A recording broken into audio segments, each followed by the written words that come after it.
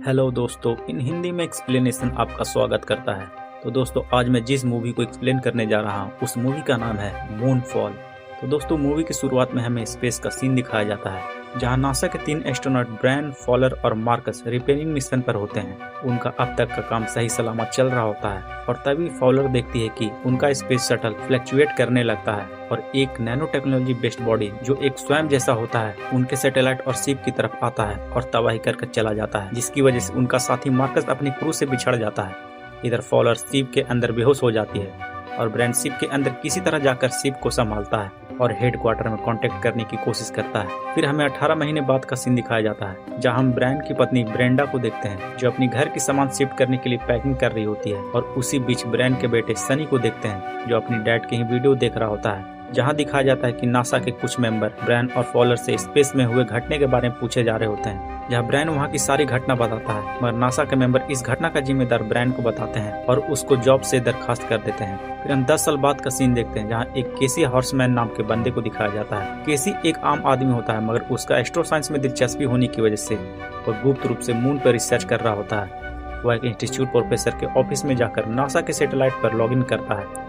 और मून की orbit distance का डाटा ईमेल करने के लिए बोलता है। इधर फॉलर को भी नासा से फोन आता है और उसे मून की अजीब हरकत के बारे में बताया जाता है और बताया जाता है कि मून अपने ऑर्बिट से शिफ्ट हो चुका है और उन्हें मून में एक हिस्से में अजीब स्ट्रक्चर दिखाई देती है। इधर केसी को जब मून की ऑर्बिट के बारे में पता चलता है तो वह नासा में कॉल करता है और मून के बारे में बताता है मगर केसी के बातों को नासा वैल्यू नहीं देते। तभी वो एक न्यूज़पेपर में एक आर्टिकल देखता है जिससे उसे पता चलता है कि कल एस्ट्रोनॉट डे है और उस दिन ब्रायन हार्पर एक नासा बिल्डिंग में मून पर बच्चों को लेक्चर देने वाले हैं और केसी इसी बात का फायदा उठाकर अगले दिन ब्रायन से मिलने की सोचता है मगर वो वहाँ देखता है कि वह एक बच्चों की क्लास में आ गया है जहाँ वो मून पर लेक्चर देने लगता है। थोड़ी देर बाद हम देखते हैं कि वहाँ ब्रायन पहुँचता है जिसे उन बच्चों को लेक्चर देना होता है। फिर केसी ब्रायन से मिलता है और उसे मून की ऑर्बिटल हरकतें के बारे में बताता है और बताता है कि मून अपने ऑर्बिट से शिफ्ट हो चुका है मगर ब्रायन केसी की बातें नहीं मानता। केसी ब्रायन को बहुत समझाने की कोशिश करता है मगर ब्रायन वहाँ के गार्ड को कहकर केसी को निकलवा देता है मगर केसी वहाँ से जाते जाते वह अपना मून का रिसर्च किया हुआ सारा इन्फॉर्मेशन फेंक देता है।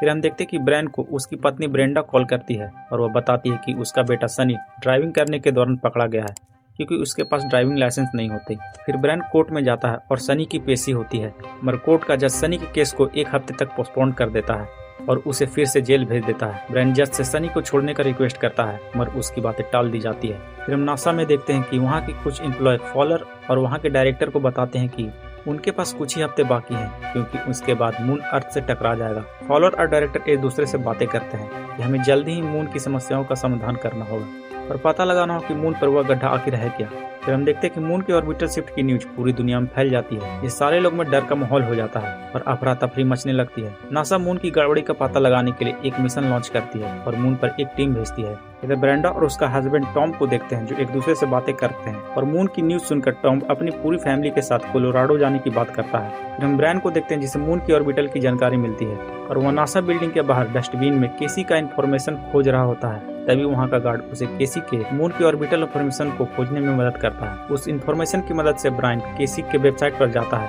और एक वीडियो देखता है जहाँ केसी मेगा स्ट्रक्चर के बारे में मीटिंग करने की बात करता है और वहाँ का पता बताता है। ब्रायन केसी के बताए हुए पते पर पहुँचता है जहाँ वो केसी से मिलता है। केसी ब्रायन को बताता है कि मून एक मेगा स्ट्रक्चर है जिसे व्हाइट डॉर्फ स्टार से एनर्जी मिल रही है। ब्रायन उसकी बातें सुनकर एक पागलपन बताता है। इधर हम देखते हैं कि नासा की टीम मून पर पहुँचते हैं और मून के गड्ढे के ऊपर होते हैं। वह टीम मून के उस गड्ढे के अंदर एक प्रोब भेजते हैं जो 25 किलोमीटर अंदर तक जाती है मगर 25 किलोमीटर अंदर जाने के बाद वह फिर से ऊपर लौट रही होती है जिसकी वजह से मून का ऑर्बिट एक बार फिर से चेंज हो जाता है। और थोड़ी देर बाद हम देखते हैं कि उस गड्ढे में से एक AI स्वैम्प निकलता है और नासा की टीम पर हमला कर देता है और तीनों को मार देता है। मून की ऑर्बिटल चेंज होने की वजह से हम देखते हैं कि पृथ्वी पर एक सुनामी आ जाती है और उस सुनामी की वजह से समुद्र का पानी पूरे शहर में समा जाता है और तबाही मचा देता है। इधर नासा के ऑफिस में देखते हैं कि फॉलर और डायरेक्टर अभी मून पर हुए घटना के बारे में बात करते हैं और वह अनुमान लगाते हैं कि यह कोई AI नैनो टेक्नोलॉजी है जो इलेक्ट्रॉनिक सिग्नल को ट्रेस करके हमला करते हैं। फॉलर डायरेक्टर से बोलते कि ऐसी चीज से छुटकारा पाने के लिए हमें मिलकर काम करना होगा मगर डायरेक्टर हार मान जाता है और वो बोलता है कि वह कुछ नहीं कर सकता मगर वह फॉलर को एक होल्डिंग फील्ड नाम के बंदे से मिलने के लिए कहता है। फॉलर होल्डिंग फील्ड से मिलने जाती है और वह एक ऐसे जगह रहता है जहां नासा अपने सारे रिकॉर्ड और वीडियो फुटेज एक जगह रखता है। फॉलर वहां जाके ब्रायन के हेलमेट में रिकॉर्डेड फुटेज को देखती है जब वह आखिरी मिशन पर गया था और उस वीडियो में AI स्वैम्प को दिखती है जिसकी असलियत उससे छिपाई गई थी। तभी वहाँ होल्डिंग फील्ड आता है जो एक बुजुर्ग होता है। वो बताता है कि नासा के कहने पर वह इस वीडियो को टॉप सीक्रेट रखा और वह कहता है कि नासा ने जानबूझकर ब्रैन हार्पर को दोषी ठहराया ताकि लोगों को यह पता न चले कि मून पर पहले से ही एक ऐसी टेक्नोलॉजी है जो धरती और धरती के लोगों को नुकसान पहुंचा सकती है और ये टेक्नोलॉजी हमारे टेक्नोलॉजी से 1000 साल आगे है जिसका सामना हम नहीं कर सकते। आगे हम देखते हैं कि फॉलर आर्मी के कमांडर और जनरल से बातें कर रही होती है और वो बताती कि वह मून को वापस अपने ऑर्बिटल में भेजने की तरकीब निकाल लेगी और आर्मी जनरल बोलते हैं कि अब यह आर्मी ऑपरेशन है और इसे आर्मी ही हैंडल करेगी और सभी वहां से चले जाते हैं सिवाय डग नाम के एक जनरल के जो फॉलर का हस्बैंड होता है। फॉलर अपनी मदद करने के लिए कहती है मगर डग उसकी बातें नहीं मानता और अपने साथ कोलोराडो चलने के लिए कहता है ताकि वह अपनी फैमिली को बचा सके। इधर शहर में पानी भर जाने की वजह से ब्रैन और कैसी उस होटल में फंस जाते हैं और वह दोनों एक रूम में बंद होते हैं। ब्रैन कैसी को अपने पिछले मिशन के बारे में बताता है। फिर हम देखते हैं कि फॉलर अपने बेटे के साथ कोलोराडो जाने की तैयारी कर रही होती है क्योंकि उसके पास मून पर जाने के लिए कोई मदद नहीं होती और न कोई स्पेस क्राफ्ट। तभी फॉलर को अपने बेटे का खिलौना देखकर उसे म्यूजियम में रखी स्पेस क्राफ्ट की याद आती है तो वह अपने हस्बैंड डग की मदद से उस स्पेस क्राफ्ट को निकलवाने के लिए कहती है और साथ में ब्रैन को भी खोजने के लिए कहती है। आगे हम देखते हैं कि ब्रैन और किसी होटल में सोए होते हैं और वहाँ कुछ आर्मी उस होटल से उन दोनों को निकालते हैं और एक नासा के टूटे हुए ऑफिस में पहुँचा देते हैं। थोड़ी देर बाद वहाँ फॉलर पहुँचती है और मून और अर्थ के बीच चल रहे सिचुएशन के बारे में पूरी जानकारी देती है और इस समस्या से निपटने के लिए ब्रैन को मदद करने के लिए कहती है मगर ब्रैन मदद करने से पहले अपनी कुछ शर्तें रखता है कि वो उसकी फैमिली को सेफ रखे और साथ में उसके बेटे सनी को जेल से छुड़ाकर उसे भी सेफ रखे। फाउलर ब्रेन की बात मान जाती है और एक आर्मी टीम सनी को छुड़ाने के लिए जेल भेज देती है। इधर हम देखते हैं कि कुछ आर्मी की मदद से एयरक्राफ्ट को म्यूजियम से निकाला जाता है और उसे मून पर ले जाने के लिए तैयारी की जाती है। और मून पर जाने से पहले ब्रेन और फॉलर अपना प्लान बताते हैं। वह मून पर जाएंगे और एक प्रोब की मदद से उस एयर स्वैम्प को निकालेंगे और एक न्यूक्लियर अटैक करके उसे खत्म कर देंगे। फिर थोड़ी देर बाद ब्रेन का बेटा सनी नासा के ऑफिस पहुंचता है और अपने डैड से मिलता है। ब्रेन सनी को अपनी फैमिली के साथ कोलोराडो जाने के लिए कहता है। फॉलर भी अपने बेटे जिमी को कॉल करके बताती है कि वह उसके साथ नहीं आ सकती क्योंकि वह मून पर जा रही है और अपने बेटे को मिशेल के साथ कोलोराडो जाने के लिए कहती है और उससे वादा करती है कि वह इस मिशन के बाद उससे मिलने जरूर आएगी। इधर मून को धीरे धीरे धरती के नजदीक आने की वजह से पृथ्वी पर ग्रेविटी बहुत तेजी से बढ़ने लगती है जिसकी वजह से पृथ्वी धीरे धीरे तबाह होने लगता है और इसी तबाही का एक इम्पैक्ट से स्पेस शटल का एक इंजन खराब हो जाता है जिसे देखकर फॉलर मून पर जाने का आशा छोड़ देती है और अनाउंस करके सभी काम कर रहे क्लाइंट को अपने घर जाने को कहती है। धीरे धीरे करके वहाँ के सारे क्लाइंट अपने अपने घर चले जाते हैं। इधर ब्रैन और फॉलर भी घर जाने की तैयारी करते हैं। ब्रैन इस मिशन को ऑलमोस्ट फेल होता देख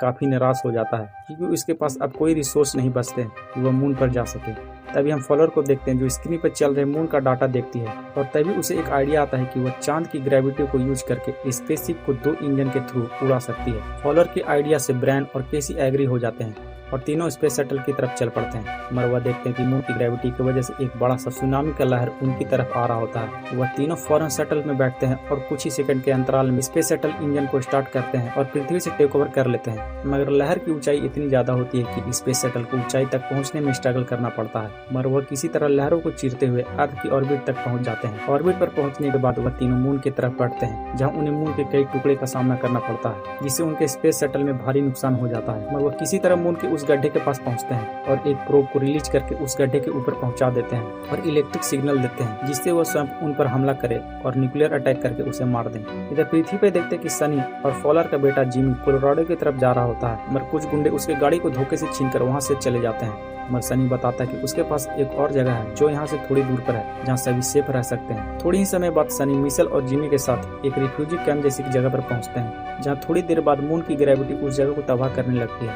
मगर वो तीनों एक शेड में छुप कर बच जाते हैं। इधर स्पेस में देखते हैं कि उस प्रोब में इलेक्ट्रिक सिग्नल देने के बावजूद भी वह स्वयं गड्ढे से नहीं निकल रहा होता और थोड़ी देर बाद हम देखते हैं कि वह एआई स्वयं उस गड्ढे से निकलकर प्रोब की तरफ बढ़ता है मगर उसे कोई हानि नहीं पहुंचाता मगर वह तीनों के स्पेस शटल की तरफ बढ़ने लगता है पर उससे पहले ब्रेन न्यूक्लियर बम का रिमोट तोड़ देता है जो अब तक चालू रहता है पर वह स्वयं स्पेस शटल की तरफ बढ़ ही रहा होता है। तभी ब्रेन को याद आता है कि केसी का फोन अभी भी चालू है तो वह फौरन केसी का फोन भी लेकर उसे तोड़ देता है और फोन टूटते ही वह स्वयं रुक जाता है और दोबारा मून के गड्ढे की तरफ चला जाता है। इस घटना को देखकर उन तीनों को समझ में आ जाता है कि स्वयं इलेक्ट्रॉनिक इन्वायरमेंट के जरिए ऑर्गेनिक मैटर को डिटेक्ट करता है और उन पर हमला करता है। इधर पृथ्वी पर देखते हैं कि सनी उन दोनों को लेकर एक प्राइवेट प्रॉपर्टी में पहुंचता है जहां वह अपने मॉम और स्टेप फादर से मिलता है। फिर सभी लोग कोलोराडो की तरफ निकल जाते हैं मगर वहां जाने से पहले वह सभी एक मेडिकल स्टोर में जाकर ऑक्सीजन टैंक लेते हैं क्योंकि मून की ग्रेविटी की वजह से पृथ्वी का ऑक्सीजन स्केप होने लगता है जिसकी वजह से पृथ्वी पर ऑक्सीजन की कमी होने लगती है। ये सभी ऑक्सीजन के साथ वहाँ से निकल रहे होते हैं और उसी बीच उन्हें वही गुंडे मिलते हैं जो सनी का कार चुरा लेते हैं और उनसे ऑक्सीजन लेने के लिए उनका पीछा करते हैं। और इसी बीच मून का एक टुकड़ा धरती पे गिरता है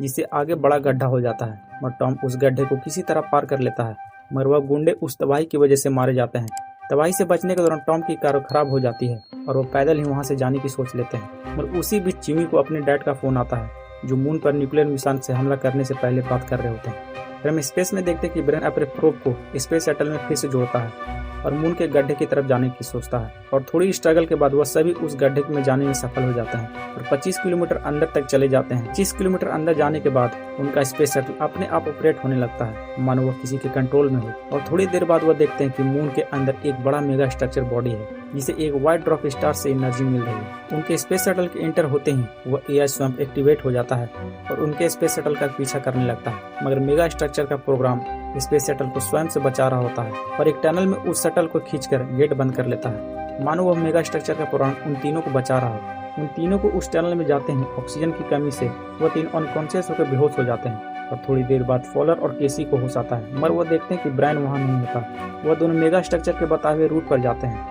इधर ब्रायन को देखते हैं जो एक कमरे में बंद होता है जहाँ वह सनी के बचपन का होलोग्राम देखता है। उस होलोग्राम को देखकर ब्रायन कुछ समझ नहीं पाता, तभी वह होलोग्राम बताता है कि करोड़ों साल पहले इंसान के पूर्वज काफी विकसित थे और उनके बीच जंग नाम की कोई चीज नहीं थी और वह इंसान को बसाने के लिए अपने प्लेनेट के अलावा दूसरे प्लेनेट पर भी घर बना लिए थे जो इंसान के लिए एक परफेक्ट दुनिया थी जिसे ऑपरेट करने वाला एआई हुआ करते थे। मगर एक दिन एआई इंसानों की कंट्रोल से बाहर आ जाता है और इंसानों की गुलामी नहीं स्वीकार करता, जिसे एआई अपना एक नैनो स्ट्रक्चर तैयार करता है और बहुत सारे ग्रुप मिलकर इंसानों को खत्म करने में लग जाते हैं। फिर ऑपरेटिंग सिस्टम टीनेजर सनी का होलोग्राम बनाता है और वो बताता है कि मून में मेगा स्ट्रक्चर को कैसे डाला गया। वो बताता है कि खतरे के वक्त इंसान के पूर्वज एक सीक्रेट जगह पर जाकर मेगा स्ट्रक्चर को एक ऐसी जगह इंप्लीमेंट करने में लग जाते हैं जहाँ जिंदगी पनप सके और वह जगह पृथ्वी का मून होता है। ब्रायन ऑपरेटिंग सिस्टम से पूछता है कि उनके पूर्वज उस मेगा स्टार में क्यों नहीं गए। इस पर वह ऑपरेटिंग सिस्टम बताता है कि वह एआई स्वयं को इलेक्ट्रॉनिक की मदद से ऑर्गेनिक को ढूंढते हैं और उन पर अटैक करते हैं और यही कारण है कि उस मेगा स्ट्रक्चर को खाली रखा गया। फिर वो बताता है कि जब पृथ्वी तैयार हो गई तो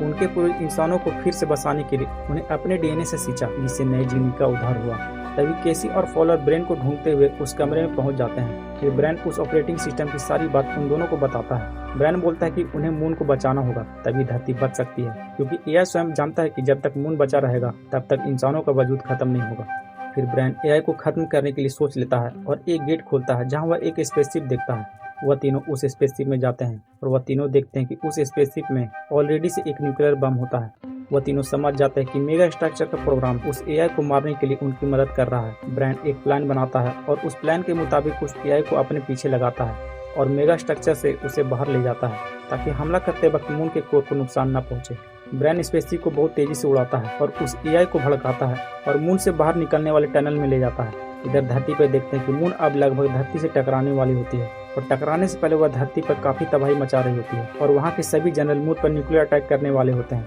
मगर डग ऐसा नहीं करता क्योंकि उसे फॉलर पर विश्वास होता है कि वह धरती को बचा लेगी। इधर हम देखते हैं कि वह एआई ब्रेन के शिप का पीछा कर रहा होता है, लेकिन ब्रेन के पास एक समस्या होती है कि किसी को प्रोब में जाकर न्यूक्लियर बम को विस्फोट करना होगा कि वह एआई बिना ऑर्गेनिक मैटर के उस प्रोब पर हमला नहीं करेगा और ब्रेन खुद को सैक्रिफाइस करने के लिए तैयार हो जाता है। मगर उससे पहले केसी प्रोब में चला जाता है और खुद को न्यूक्लियर बम के साथ बंद कर लेता है और केसी उन दोनों से अपने मॉम को अपना प्यार देने को कहता है। इधर मून धरती से टकराने वाला होता है, उसी वक्त एआई प्रोब पर हमला कर देता है और एआई को देखकर केसी अपने को सैक्रिफाइस करते हुए न्यूक्लियर बम विस्फोट कर देता है। इससे मून के टनल में एक बहुत बड़ा धमाका होता है और उसका इम्पैक्ट इतना ज्यादा होता है कि वो टनल से बाहर निकलने लगता है जो ब्रेन के स्पेसशिप को भी नुकसान पहुंचा सकता था। मगर फॉलर उस स्पेसशिप को न्यूक्लियर बम की चपेट में आने से पहले वहां से निकालकर पृथ्वी पर ले जाती है और हम देखते हैं कि उस एआई का पूरी तरह खात्मा हो जाता है और उस एआई का खात्मा होते ही मून फिर से अपने ऑर्बिटर में वापस जाने लगता है, जिससे धरती का सारा इन्वायरमेंट एक बार फिर से ठीक होने लगता है और ऑक्सीजन भी वापस आ जाती है। फिर सभी ठीक होने के बाद हम देखते हैं कि ब्रेन और फॉलर अपने अपने बच्चों से मिलते हैं और हमें मून का एक नया अवतार दिखाया जाता है जो रियल मेगा स्ट्रक्चर के फॉर्म में होता है। फिर हम मेगा स्ट्रक्चर के अंदर देखते हैं जहां हम केसी के होलोग्राम को देखते हैं जो अब उस मेगा स्ट्रक्चर का प्रोग्राम बन चुका होता है, जिसे जानने के बाद केसी काफी खुश होता है कि वह मेगा स्ट्रक्चर का एक प्रोग्राम है और इसके बाद ये मूवी यही समाप्त हो जाती है। तो दोस्तों कैसी लगी मेरी एक्सप्लेनेशन कमेंट करके जरूर बताइएगा और वीडियो को लाइक भी जरूर कर दीजिएगा और ऐसे ही मूवी एक्सप्लेनेशन देखने के लिए हमारे चैनल को सब्सक्राइब भी जरूर कर दीजिएगा।